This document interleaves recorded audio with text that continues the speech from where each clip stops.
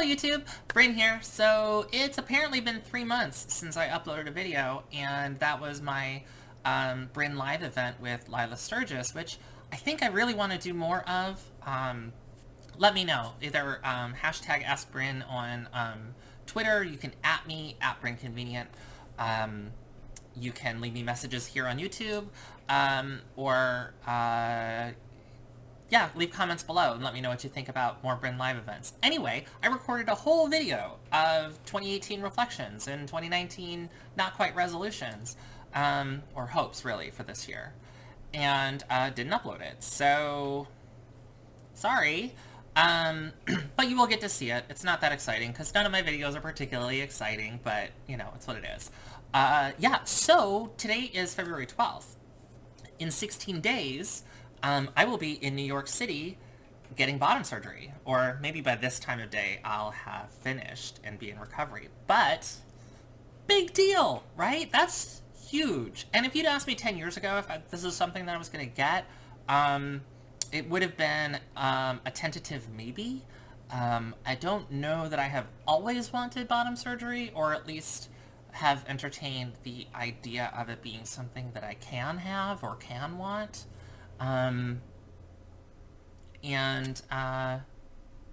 You know, it was sort of a pipe dream. Even as sort of the desire for it started to build over the years, it always felt out of reach. And then in 2017, I changed insurances and found out that it actually would be covered under my new insurance. So I started doing all the research, and I chose Dr. Rachel Bluebond-Langner in New York City at NYU Medical. She works with Dr. Zhao, who is the urologist. She's the plastic surgeon, and he's the urologist. And so I called them in April. I didn't have all my letters together at that time yet, apparently. So even though the WPATH Standards of Care version 7 push for and advocate for an informed consent model wherein the patient understands or is given all of the knowledge and information and education necessary to understand, you know, sort of the scope and impact of the work being done, and is then, you know, empowered to make the decision with the doctor's, you know, involvement, right? So even though Standards of Care 7 does that, and that was released in September of 2011, most insurance companies still operate under the predominant paradigm, or the previous paradigm that predominated with the previous versions of Standards of Care, all the way up through 6, which is you have to have, you know, a certain amount of time living in your true gender, and you have to have 2 letters from mental health professionals, and you have to, I don't know, whatever, right? So because insurance requires that, most surgeons still require that, at least in the US. So I didn't have all those letters together yet, and that slowed me down a little bit. God, it felt like everything was so far away back in April of 2017. I scheduled my first consultation appointment with them August of 2018, end of August. And I went and I met the surgeons, and they were really great, and they explain the procedure. They use a robot to build the vagina, which seems really kind of amazing. A lot of the work is done laparoscopically, so like similar to if you were to get your appendix out today. They have, you know, they have cameras, and it's basically like 3 incisions or 3 little pokes in your abdomen, and they do everything inside of you. Except for the stuff they have to do outside of you, obviously.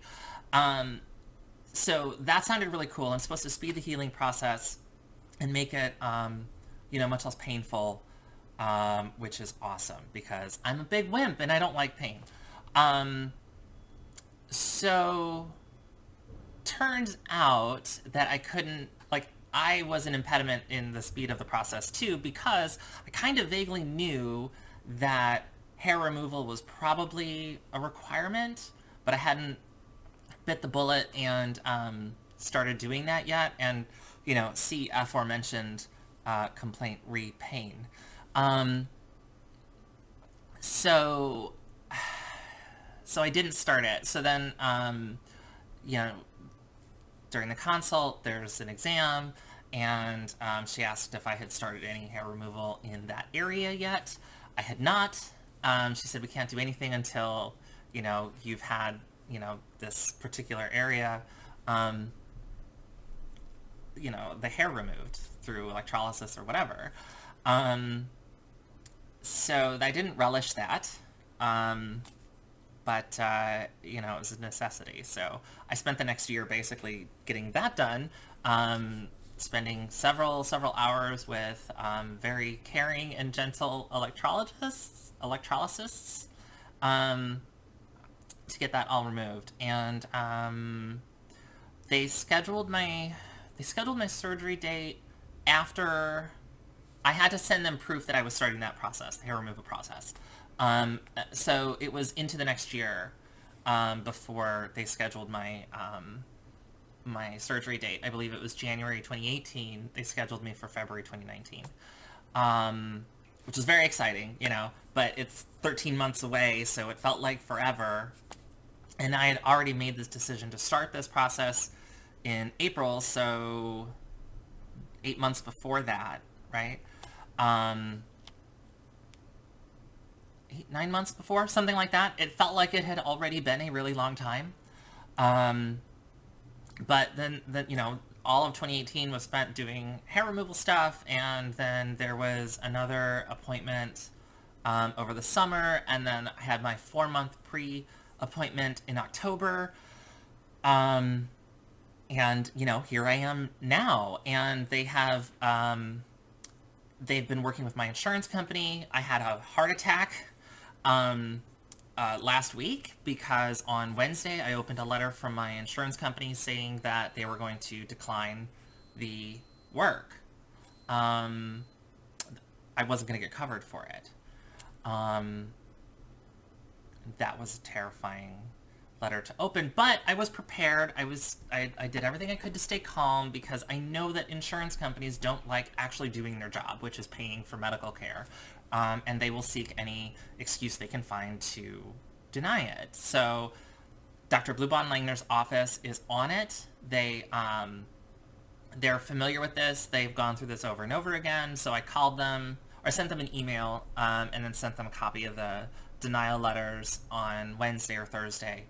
On Wednesday. And then Thursday morning, they were calling all day long. They set up a conversation between Dr. Bluebond-Langner and the insurance company, and they got it all worked out, and I found out yesterday, that everything's approved, and we're still good to go forward in 16 very short days, and, I'm very, very excited. So, like 2 months after my first appointment with, after my first consult with the surgeons, the news articles started coming out about the new peritoneal tissue donor graft procedure that Dr. Ting pioneered at Mount Sinai in New York, or Sinai Hospital in New York, whatever it's called. In any event, he was not covered under my insurance, and so that was not an option. When I talked to the surgeons initially, Dr. Bluebond-Langner told me that in order to create the depth, okay, for those who don't know, the way that vaginoplasty works generally is they do something called, and this is going to be genital talk, so anybody who doesn't want to hear this, skip ahead maybe a minute or two. So the way penile inversion, or the way the vaginoplasty works, is they do a process called penile inversion. They basically peel the penis shaft skin, remove all of the extra bits. They open the scrotum and remove all of those bits, and they use all of that skin. They create a sleeve, basically, and then they insert it through the pelvic muscles and attach it into your, your abdomen, right? Generally speaking, there isn't sufficient penile and scrotal material to create a full depth vagina. So they have to use some form of donor graft. Okay, so anyone who would skip the genital part, this is mostly done. So they, in addition to the penile and scrotal skin that they've gathered, they have to have some sort of donor. For me initially, what they told me was that I was going to have to use some hip skin. They would just take a graft donation piece from my hip, and I would have a small incision, sort of like a C-section scar almost. And they would use that to build the cap. So that's great. I didn't really want to have to do a skin graft because it's painful. It's one of the more painful parts of bottom surgery, I've been told, is that healing process. So I wasn't really excited for it, but I mean, that's the trade-off, right? So 2 months after I have my consult, I hear about this new procedure. And of course, trans women start going nuts on the internet about it because it seems to be it solves a lot of problems that, not problems, but sort of less desirable traits from previous types of penile inversion surgery. Sometimes that donor piece for the end is taken from it's a piece of the large bowel that's sanitized and cleaned and everything else, and that provides some lubrication, but at the same time it requires some bowel surgery, so that's already a complicating factor in the healing process. So then they often would use epidermal tissue. Well, now you've got healing at the graft site, and there's no lubrication, supposedly. So Dr. Ting's innovation was to use something called peritoneal tissue, which is part of your abdominal wall, and that is a self-lubricating form of tissue because it's internal. The peritoneum heals from the graft site in approximately 3 days, and you don't really notice it. It does provide some lubrication. Dr. Bluebond-Langner was, sure to tell me that it's not sexually responsive, and it is not. She doesn't believe that it's sufficient lubrication to, cover the whole depth, right? It's just mostly sort of on the back end.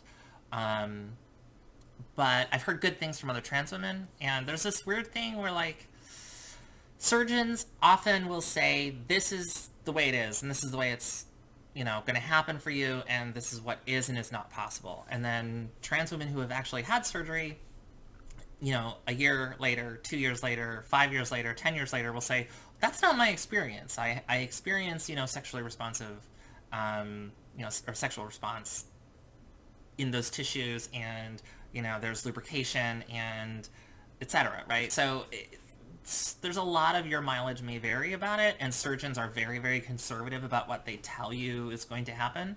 But I was mostly excited about not having to do a skin graft. And when I found out about this, it sounds like a miracle, right? Surgery. So I had asked about it. I'd asked their staff about it at my 4-month, and they said that they don't do that. They don't use peritoneal tissue. That's not supported on their in their practice. And I was disappointed, but I wasn't going to start all over again. And I knew, I had agreed to do it when the skin graft was from my hip to begin with. So I didn't lose anything. But, I was a little disappointed. So then, so Dr. Bluebond-Langner's office started doing this new thing. They brought in all of the women who were going to have vaginoplasty in the next 6 months or so for a vagina class. Basically, it was a day-long workshop where we could hear from former patients. They went over sort of what to expect, and here's what to bring, and here's what your healing process is going to look like. It's her office staff. The doctors weren't there, which I didn't appreciate, and I gave feedback about, and they said that was something they were going to work on. But it was really cool to be surrounded by all of these women who were sort of in the same position you are, and to sort of have an opportunity to get all of your questions answered. So I was really glad to have that opportunity. But during that, one of the panelists said that she had had Dr. Bluebond do a revision surgery for her to add additional depth, and she had used peritoneal tissue to do so.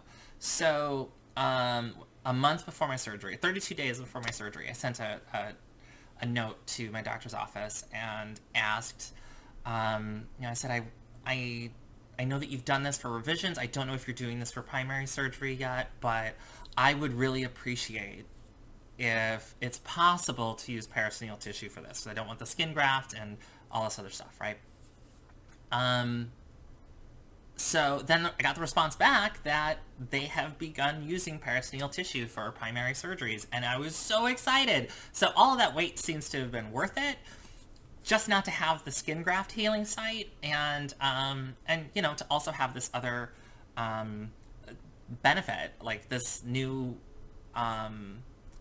procedure and new protocol that has all these additional benefits. It was a big enough deal that actually this particular type of surgery showed up on Grey's Anatomy as a short storyline, and Candace Kane played a surgeon who was getting her bottom surgery and in using this type of, or trying to, innovate with this type of peritoneal protocol, which was super cool, but, it sort of sucked to watch because I didn't think that I was going to get to have that. And now I do get to have that, and I'm very excited. So it's been up and down. So I did that. I found that out 30 days before, and then 18 days before, or no, 20 days before, I find out that my insurance company is going to decline it, or deny it, and then I find out 17 days before that no, that's all worked out, and I have my flights booked, and I have people coming to New York with me to to be there while I'm in the hospital and be there while I'm in recovery. Because that's the other thing, is Dr. Bluebond-Langner requires you to be within an hour of the NYU Medical Center for 2 weeks post-op. So I have an appointment. So I should be released on the Monday or Tuesday following surgery, depending on how healing goes. And then I have an appointment on the 5th, and then I should be released on maybe the 5th. I have an appointment on the 12th, one on the 20th, and then I can come home. So I have to stay in New York for, 3 weeks total. But I have people that are gonna come there with me, and there's people in New York I hope to see. So it's exciting. It's a lot, and I cannot wait. So that's happening. This is a real deal. So I'm going to try to record some videos, as I get closer and before, and and after and during the healing process, and hopefully they'll be short. But they're largely going to be posted from my cell phone. So I apologize. I will try not to do portrait. No. Yeah, portrait mode. I will try to make sure I'm doing landscape mode like a grown-up. So that's, this is all happening. And I am happy to answer any questions about this process. I am very happy with my choice of surgeon so far. I have a lot of confidence in the way that things are going to work out. the surgery itself, the whole procedure itself, sounds like it has been optimized for healing and for comfort and for as painless as possible. So this is super exciting, and it's happening. And this video is way too long already, but please let me know if you have any questions. At me on Twitter. Leave me comments below. If you do have questions on Twitter, try to use hashtag AskBryn, maybe. I think that's a thing I want to start doing. Hopefully, well, and I'm gonna have 6 weeks after surgery at home too, or out of work too. So I'm gonna need to fill some time. But yeah, I'm really excited, and I hope you're excited too. And I'm sorry that it has taken so long to get you, these videos. But I love you all. Thank you so much.